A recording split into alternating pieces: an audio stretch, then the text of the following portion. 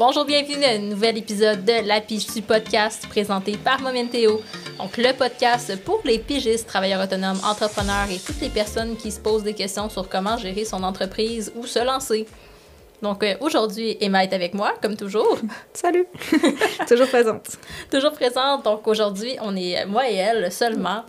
Une petite tête-à-tête, on va vous parler d'un sujet je pense, qui est important dans le monde de la pige et du travail autonome, c'est refuser un projet. Pourquoi et comment le faire comme un pro. Ouais. Sans avoir de regrets. Il ne faut jamais avoir de regrets. Oui, il faut écouter... règle numéro 1, avant de commencer, écoutez votre instinct. Si vous sentez que ça ne va pas être un fit avec la personne, ça risque de ne pas être un fit avec la personne, vous allez le regretter, et il y a des fortes chances que ça va nuire à votre santé mentale. Donc, on va voir comment aborder le tout avec un client potentiel, puis les raisons pourquoi aussi le faire. Donc, rappel d'intérêt public ici avant de commencer l'épisode. Si tu es entrepreneur, pigiste, travailleur autonome, tu as le droit de refuser un client. Tu as le droit de refuser un projet. C'est probablement une des raisons pourquoi tu t'es lancé. Pour probablement avoir plus de flexibilité et plus de pouvoir sur ton horaire, avec les personnes avec qui tu veux travailler. Donc, ça fait 2 semaines que tu t'es lancé. Que ça fait 20 ans. C'est important de se rappeler ça. Tu as le droit de refuser un projet. Exactement. Mais on sait très bien, tous, parce qu'on est tous des yes men, que c'est difficile de refuser un projet. On n'aime pas ça. Enfin, moi, personnellement, j'ai du mal à dire non, mais je sais pas si c'est pour tout le monde pareil, mais tu sais, quand on te tient par les sentiments, là, tu sais... Oh. Oui. Mais il faut résister à l'envie de dire oui pour dire non, mais... Enfin, pas mais, en fait, juste dire non. On ne me dit jamais mais après. Mais c'est ça, c'est parce que vous avez peur, en fait, d'être dans la précarité, peur de manquer d'argent. C'est aussi pour ça que, de base, vous devez avoir un coussin avant de vous lancer en tant que travailleur autonome. C'est très important.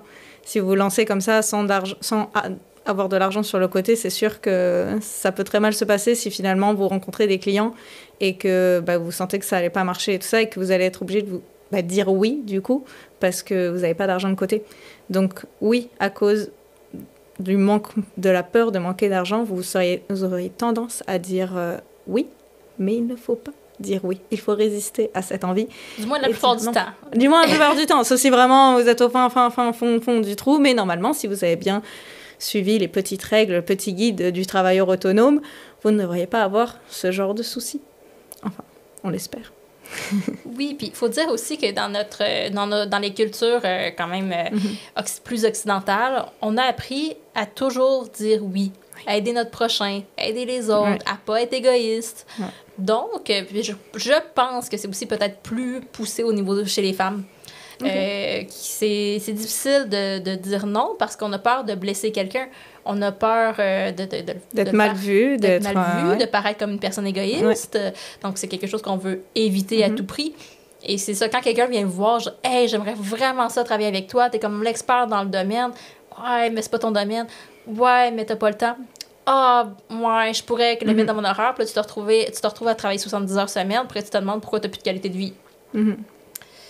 Et c'est exactement ça. On ne veut pas, en fait, aussi, parfois, louper l'occasion, en fait. On va se dire, oh mon Dieu, si j'accepte pas ce client, je vais manquer l'occasion qui va faire que ça aurait été peut-être le projet de ma vie et tout ça. Mais non, des occasions, là, il y en a tous les jours. Bon, pas tous les jours, j'ai plus peut-être, mais que ça soit au niveau personnel, professionnel et tout ça, il y a tous les jours des petites occasions, même si on s'en rend pas forcément compte.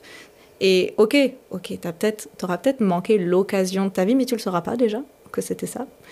Il y en a d'autres. Et il y en a d'autres, genre il y en a toujours plein d'autres, là. Donc surtout aussi ne pas te laisser influencer par te dire « Oh non, j'ai peut-être manqué une occasion ». Parce que non, il y en aura d'autres, des clients et des super projets et tout ça. Donc si t'as pas le temps et tout ça, là, ça sert à rien. Si ça fit pas, ça ne sert à rien de forcer les choses.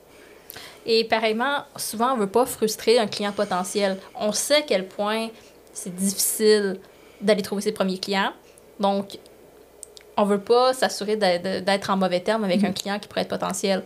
Et il y a des façons aussi de refuser pour que ça passe mieux, que ça passe bien, pour faire en sorte que ce client potentiel-là, pour lui dire « Hey, en ce moment, c'est pas le bon moment, c'est pas le type de projet pour lequel je me concentre en ce moment. » Toutefois, n'hésite pas à me recontacter dans le futur, ou je peux te recontacter lorsque j'aurai de la disponibilité ou quelque chose comme ça. Il y a des façons d'y prendre. Ou même, conseiller, on connaît toujours quelqu'un qui est dans le milieu, là, qui fait la même chose que nous, là, donc on peut toujours référer à une autre personne, que peut-être d'ailleurs cette personne saura mieux gérer les besoins du client, donc on se dit, écoute, c'est pas pour moi, mais cette personne, elle pourra peut-être t'aider avec ton projet. Donc c'est ça. Donc, les raisons finalement pourquoi refuser un projet, dis-moi ça, Emma, pourquoi tu refuserais un projet? Parce que j'ai pas le temps, ok? J'ai pas le temps.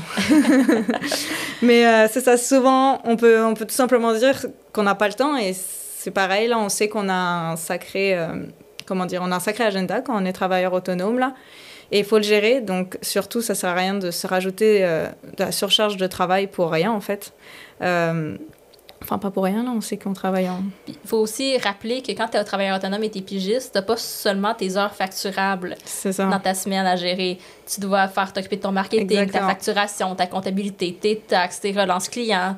Donc, ça prend énormément de temps. Donc, ça se peut très bien que tu aies 3 clients, mais que tu fais des semaines de 45 heures. Là. Et le but, c'est que si tu veux de base profiter de ta famille le week-end ou des choses comme ça, et que tu acceptes ce projet et qu'au final tu te retrouves à devoir travailler le week-end pour satisfaire le client, parce que tu avais mal géré ton temps et que tu avais dit « mais si, ça passe », comme on le dit souvent, et non, ça ne passe pas, il faut le savoir. Aussi, comme on disait tantôt, parce qu'en fait, c'est pas ton champ d'expertise, donc déjà bien renseigner le client, tu sais, il va venir te voir forcément avec ses expectations, là, ses attentes, et là, ça se trouve, tu vas juste te dire, tu pourrais peut-être te dire genre, ah ouais, je pourrais apprendre ça pour lui et tout ça, parce que c'est un projet qui me passionne, mais au final, pas forcément, genre, ça peut prendre plus de temps, comme on dit, si t'en as pas, déjà, c'est mort, ça marche pas. Et du coup, c'est pour ça, n'hésite pas à lui expliquer. Une des raisons, là, de lui expliquer justement, non, en fait, c'est pas mon champ d'expertise, je ne pourrais pas t'aider avec tel ou tel sujet, où ça va me ralentir, ça va te ralentir, ça ne sera pas prêt à temps. Donc, ne pas hésiter, surtout expliquer ça, en fait, à ton client. Oui, puis c'est justement, si tu décides de devenir travailleur autonome, c'est pour faire quelque chose que tu aimes. Oui, aussi. Donc, si, par exemple, je sais pas, tu te lances dans la gestion des médias sociaux, mais que ta plateforme préférée, c'est Instagram, ça se pourrait que ça te tente pas de créer des vidéos sur YouTube. C'est important de... oui, peut-être que tu vas le faire à un moment donné parce que tu as besoin d'une job alimentaire, tu as besoin de contrats alimentaires, mais c'est important. Puis plus tu vas passer de temps à faire des contrats alimentaires, tu vas peut-être créer un cercle vicieux qu'après, tu vas être référé dans ce domaine-là. Donc, c'est pas ça qu'on veut, là. Essaye de te concentrer dans un domaine que tu veux performer, que tu veux être vu. Ce que tu fais de base. Exactement. Tu as choisi d'être travailleur autonome pour, en fait. Et enfin, tout simplement parce que tu pourrais ne pas avoir de connexion, en fait, avec ce client, ne pas partager les mêmes valeurs. Et c'est ça, et c'est très important de se dire, de ne pas changer sa personne, en fait, pour le client. Là, c'est vrai qu'on veut toujours bien paraître aussi, et tout ça auprès des clients, pas forcément montrer son vrai visage dès le départ, parfois.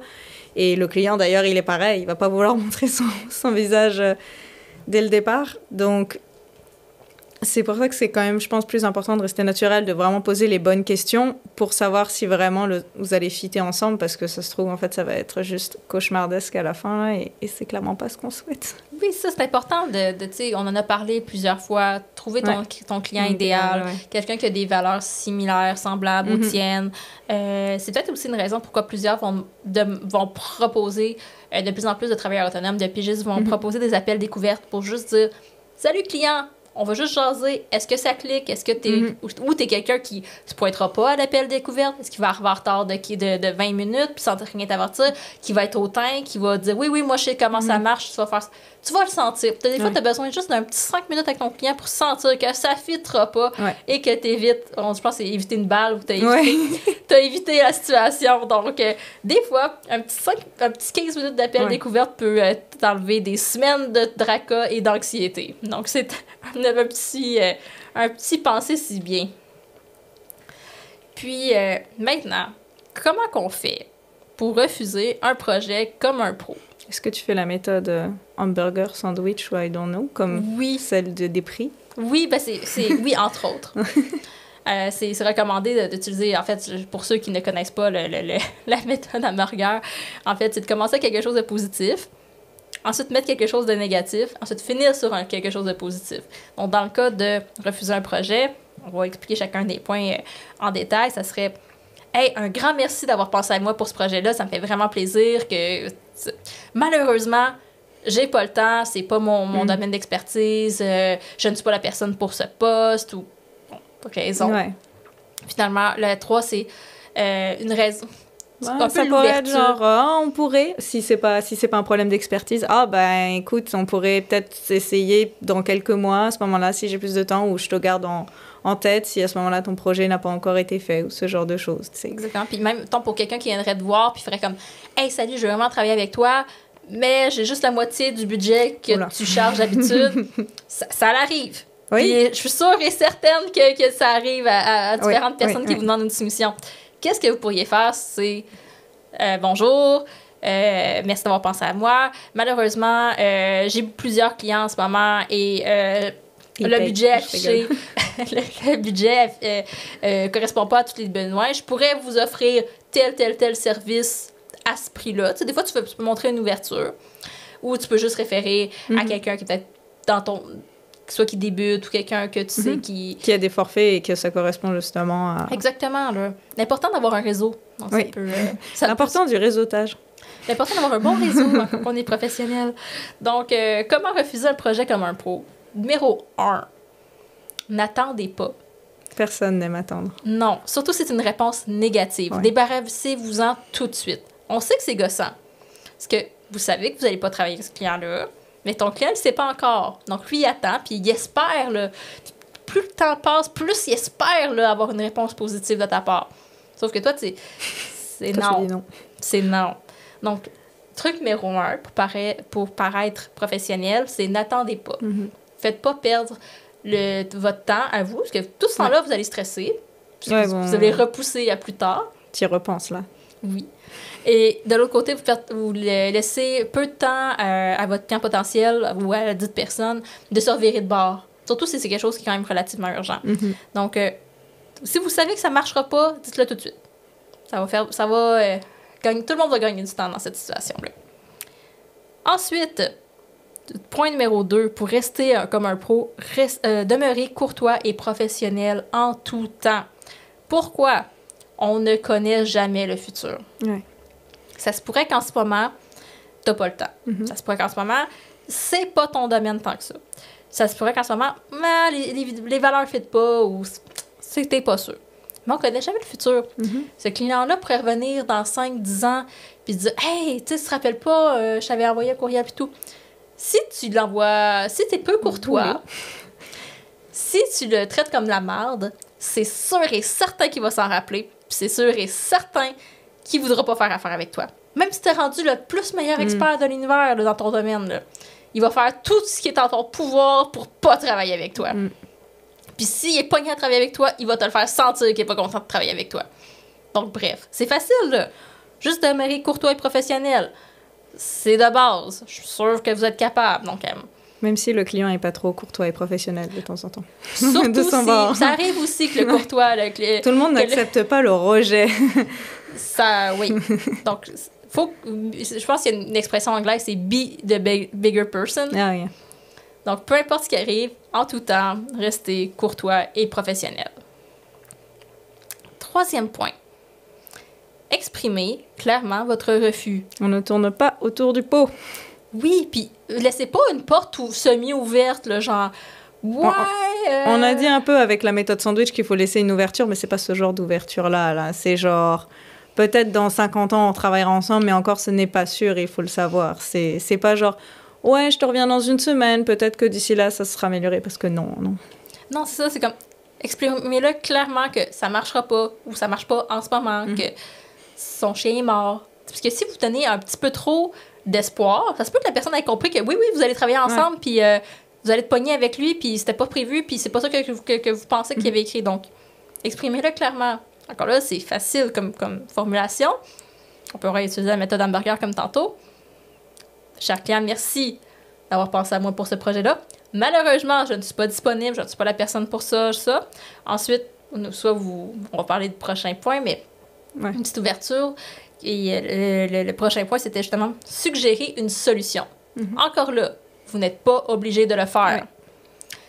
Vous n'avez aucune responsabilité envers un client potentiel de lui trouver une solution à son problème. Parce que vous allez avoir, au long de votre carrière, des situations où quelqu'un va vous arriver avec un truc d'urgence. J'ai besoin de ça pour demain. La personne m'a laissé tomber. C'est pas votre problème. Et c'est à vous, selon votre bonne volonté, si vous sentez que vous voulez établir une certaine relation d'affaires avec le client, de suggérer ou non une solution. Parmi les solutions, ça peut être de référer quelqu'un. Surtout si vous avez un réseau, vous connaissez d'autres travailleurs autonomes. Surtout les travailleurs autonomes qui se lancent, qui commencent à rechercher des clients. Ils cherchent pas mal de références aussi, ouais, ces nouveaux clients. Donc... Enfin, ces nouveaux travailleurs autonomes. Donc faites une pierre deux coups. De un, vous référez... Votre client, il n'est pas perdant, parce qu'il va avoir quelqu'un pour l'aider dans sa tâche. Puis deux, si jamais le professionnel à qui vous avez référé le client, ben si jamais il se retrouve dans la même situation, ça se peut qu'il vous rende l'appareil. Donc, mais encore une fois, ça, c'est seulement si vous sentez que ce client le mérite. C'est ça. Non, mais c'est ça. S'il le mérite pas, vous dites rien. Si vous le sentez pas, vous dites rien. Non, c'est ça. Donc, pour récapituler le tout. Donc, comment refuser un projet comme un pro? 1, on n'attend pas. On répond dès qu'on sait que ça marchera pas, tout simplement. Ensuite, on demeure courtois et professionnel. Pourquoi? On connaît jamais le futur. Ça se peut que tu es en ce moment une personne full écologique qui a des valeurs humanitaires et tout. Mais ça se peut que dans 10 ans, tu sois une toute autre personne qui décide de travailler avec des pétrolières. On le sait jamais. C'est peu probable. Le revirement de situation. Rien n'était possible. Plot twist. Plot twist. Donc, on sait jamais le futur. Donc, peu importe qui vous contacte. Puis ça se peut aussi que ton professionnel, je suis une entreprise, puis je te contacte, puis je suis comme « Hey, Emma, je serais vraiment intéressée de travailler avec toi, mais les produits que je représente, hey, ça ne fit pas. Mais ça se peut que ce même professionnel travaille pour une autre entreprise plus tard, puis te contacte pour un autre projet. C'est vrai. Ajoutez-vous sur LinkedIn. Entre autres. Donc, on demeure... Restez professionnel jusqu'au bout, là. Genre, 99% restez professionnel. Il y a juste 1%, il y a toujours des exceptions aux exceptions. Mais sinon, on reste gentil et courtois. Finalement, pas finalement, mais troisième point, exprimez clairement votre refus. Comme tu as dit, tournez pas autour du pot. Laissez pas un prime d'espoir que vous allez pouvoir l'aider. C'est non. On est clair, on sait que ça marchera pas, on est désolé, ce sera pour une autre fois. Ou pas. Puis finalement, vous pouvez ou non décider de suggérer une solution, soit le référer à un autre travailleur autonome ou lui dire qu'en ce moment, ce n'est pas possible de vous recontacter, par exemple, dans un mois, ou que le budget n'est pas réaliste pour qu'est-ce qu'il souhaite. Toutefois, vous pouvez offrir tel service. Mais en vrai, on parle souvent de clients, tu sais, dans l'urgence, là, un peu. Mais en vrai, est-ce que tu travaillerais, toi, avec un client qui débarque et qui dit « il me faut un truc prêt dans 3 jours », genre? Parce que c'est vrai que c'est un peu... Je me dis, c'est vrai qu'on parle souvent de ça, mais en vrai, à chaque fois avec les invités qu'on a eus, tu sais, t'as l'impression que c'est des gros dossiers quand même qu'il faut faire, c'est quand même beaucoup de boulot, donc je me dis, est-ce que, par exemple, on aurait dû me poser ça comme question à nos invités, est-ce qu'ils travailleraient dans l'urgence ou pas? Ce serait une bonne question pour la prochaine saison, c'est certain. Ouais, on aurait dû leur poser cette question, parce que franchement, je sais pas si je me vois travailler dans l'urgence, tu sais, en me disant que je vais être travailleur autonome, par exemple, je me dis pas, oh, je vais faire ça pour travailler dans l'urgence. Il y en a, ils aiment peut-être ça, tu sais, être sous la pression de la chose, là. Mais je sais pas si toi tu ferais ça. Ou si tu accepterais le client, c'est de dire dans 3 jours il me faut quelque chose. Si imaginons tu as le temps, c'est ton champ d'expertise et... c'est ça, si j'ai le temps, c'est mon champ d'expertise, c'est quelque chose qui m'intéresse, puis le client il a l'air d'avoir du sens, probablement que je dirais oui. Je sais qu'une chose que les travailleurs autonomes puis les entrepreneurs vont pas te faire, des fois ils ont un tarif urgence, qui est un tarif plus haut, justement pour ce genre de situation-là. Donc si par exemple... je sais pas, t'as un client justement d'urgence. Hey, on est jeudi. T'as un client d'urgence qui t'arrive, qui téléphone en panique. Ah, j'ai besoin de ça pour lundi, je capote, ça marchera pas. Puis tu sais que tu vas devoir passer toute la fin de semaine sur le montage ou son projet. Puis t'avais pas pantoute prévu travailler sur son projet.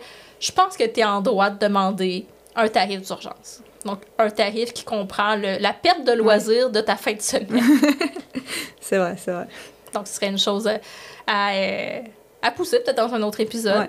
Mais c'est à vous de décider si vous embarquez ou pas. Puis, vous avez aucunement besoin de vous justifier. Vous faites le choix. Vous décidez avec qui vous voulez travailler dans la mesure du possible, quand c'est possible, évidemment. Donc, Emma, as-tu un petit dernier mot pour la fin de cet épisode? Non, c'est juste que du coup, le prochain épisode, c'est le dernier épisode. Je sais déjà le dernier épisode de la saison 2, ça va passer si vite. C'est ça. On se retrouve ensuite que dans peut-être 3 mois, si on a une autre saison. 3 mois. Ouais. Oui, c'est ça. Ça va être plus à l'hiver. Hiver-printemps pour une prochaine saison de La Pige-Tu. Puis pour ceux qui veulent jeter un coup d'œil à Momentéo, Oui. parce que La Pige-Tu est un podcast présenté par Momentéo, le chef de facturation pour les pigistes travailleurs autonomes. Avec l'essai gratuit. Il y a un essai gratuit. Oui, hein? On peut y aller comme ça. Hein? Oui, on peut l'essayer gratuitement, envoyer des factures et des devis. Si jamais ça vous intéresse des forfaits premium avec différentes fonctionnalités, dont l'accès comptable qui est sorti cette année et des factures récurrentes qui devraient être en ligne d'ici c'est sûr, c'est sûr. Si elles ne sont pas, non. Donc, d'ici là, vous pouvez utiliser le code promo podcast, PODCAST, pour avoir un petit 15% de rabais sur votre abonnement. Donc, un grand merci, Emma, d'avoir été avec moi pour cet épisode. Ouais. Toujours un plaisir d'être là. Oui. Ça, c'est mieux que parler tout seul, genre. T'sais. Oui, c'est sûr que c'est plus facile. Se faire un face-à-face à soi-même, genre. C'est sûr que c'est vraiment plus facile. Puis, on se retrouve bientôt pour le 10e épisode, le dernier de la saison 2 de la podcast Pige-Tu. Avec des invités spéciaux. Avec des invités spéciaux. Donc, encore une fois, tout le monde, vous êtes travailleur autonome, vous êtes pigiste. N'oubliez pas que vous êtes extraordinaire. Ça va bien aller. Donc, à plus, on se revoit bientôt. Ciao!